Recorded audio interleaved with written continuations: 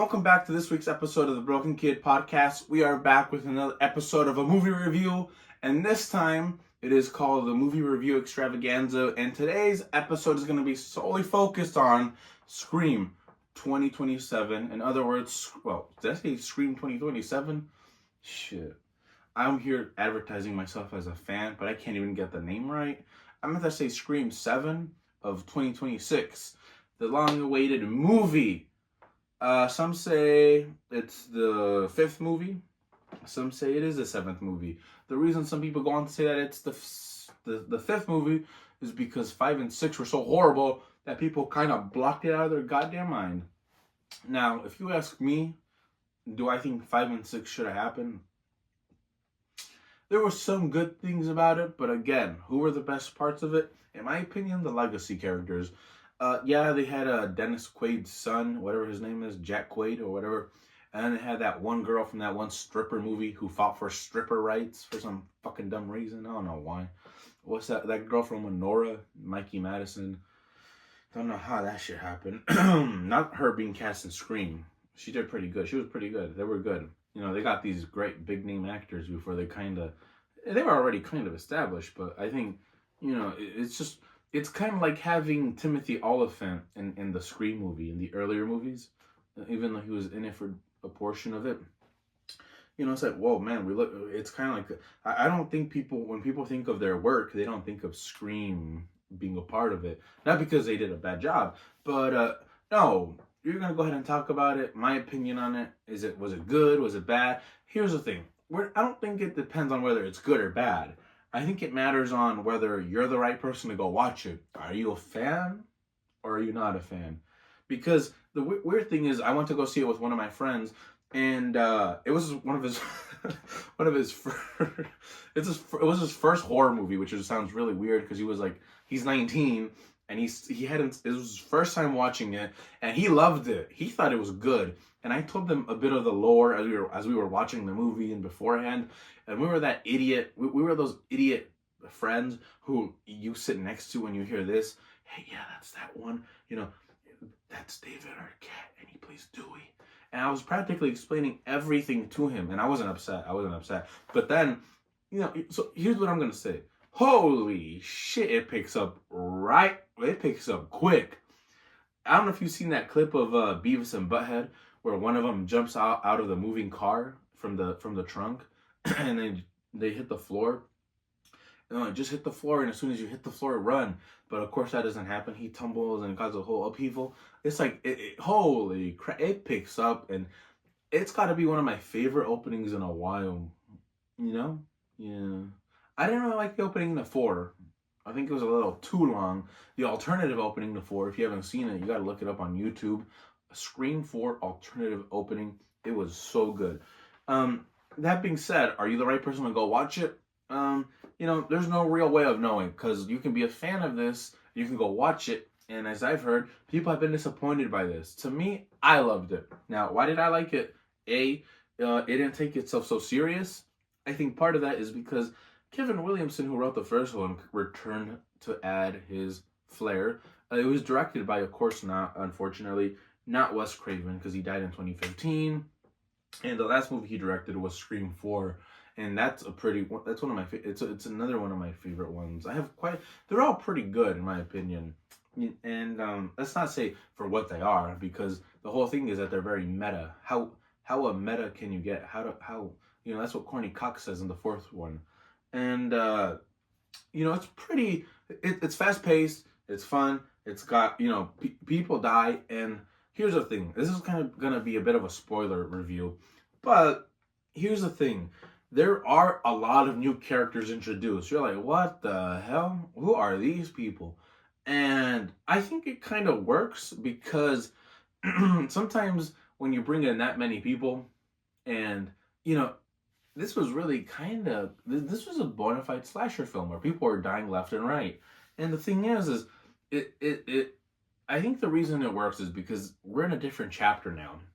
Neve Campbell, or Sidney Prescott, has moved on. She's trying to, as she always has. And now years have gone by that she has a kid now, Tatum, named her after Tatum Riley. And you know, I th- the main target of this for the better part of the portion are Tatum's friends, which she's in high school, so her friends are in high school. And I think the reason it works so well to have so many new characters is because we haven't really kept up with Sydney Prescott for a while. Because, yeah, she was out on one of the movies for pay disputes. And they even address it in the movie in one of the most charming ways that I thought anything has ever been addressed. And boy, does it live up to the whole, self referential, very meta aspect of it. I thought it was charming. And this movie has a whole lot of charm. And for the first time, as much as I love Dewey Riley and him, and rest his soul, man. And here's one of the things: for as little as he was in it, his charm came through. Here, oh my God, he was a good actor. But also with the return of Matthew Lillard, man, that man had to pay his rent because he was good, and that's one of my biggest complaints. But going back to the to these teenagers who get killed, I think the reason it works is because we don't know them and we're not supposed to, because we're kind of plopped into this world of Sydney Prescott and her daughter and her new family now that she has.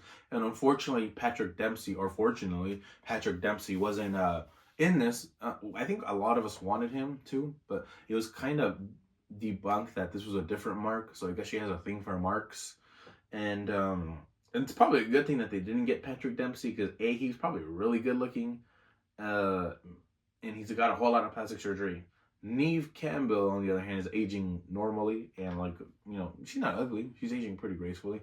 The other thing is, it's a good thing they didn't hire this guy, this motherfucker, because he's considered an A-list celebrity just for being on Grey's Anatomy and not aging. But it's like, really, if they would have gotten this guy, there would have been another pay dispute between Neve Campbell. Let's not lie. She wouldn't have been in this movie because the only main character would have been Patrick Dempsey, because that's all they would have had money for. I don't know how much McKenna Grace got paid, but shit, maybe she got paid like $1 million, because she probably had one of the best parts in it. Because those characters that get killed off early on.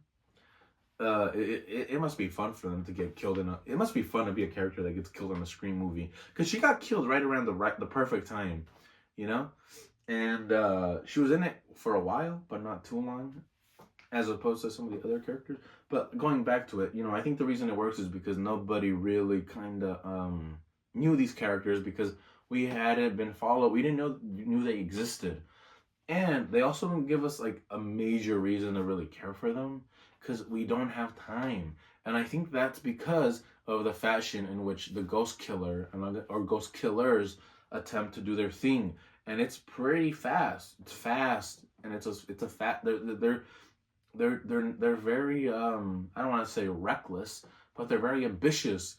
And this is a movie that you're gonna watch once, and at least for me, I wanted to watch it again. And just like a lot of those Scream movies, you gotta rewatch them a lot, and it's the gift that keeps on giving. The part that I didn't like is where, like, God, man, about 80% of the way through, it was good. Maybe 85 or 90% of it was perfect. But then, a lot of us fans wanted Stumacher to return, and we're getting glimpses of Stumacher. And then comes the reveal of the ghost killer / ghost killers, and one of them takes his mask, and it's Old Man Jenkins, like from Scooby-Doo. You're like, what the fuck is this guy? And it's the guy from the psychiatric hospital, another copycat, And then the second one, she comes out like this. Dun, dun, dun. And right now is the perfect time to check if I'm even fucking recording.